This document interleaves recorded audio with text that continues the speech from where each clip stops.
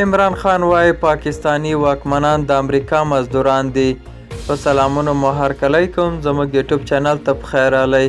که غواړئ په بشپړه توګه معلومات ترلاسه کړئ نو ویډیو راسره تر پایه وګورئ.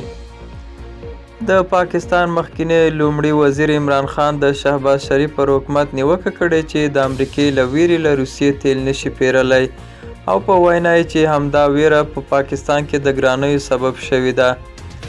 عمران خان اسلام آباد کې د کروندګرو یوې غونډې ته وویل چې هند سره له دې چې د امریکا متحد دی له روسیې تیل پیري خو پر پاکستان واکمن د امریکا نوکران د دې کار جرأت نه لري.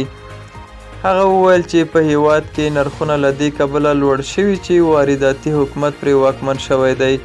عمران خان دغه راز زیاته کړه چې له روسیې د تیلو د پیرلو لپاره هڅې پیل کړې وي او که په واک کې پاتې وای نو نرخونه به تر اوسه ډېر ښه وو.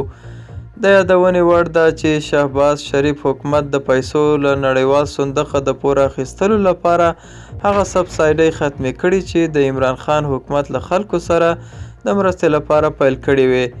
د یادو سبسایډیو په ختمولو سره په پاکستان کې د توکو بیې د پام وړ لوړې شوي دي. دا و زموږ نننۍ چمتو شوي ویډیو. تر بیا ښه وخت، ښې چارې.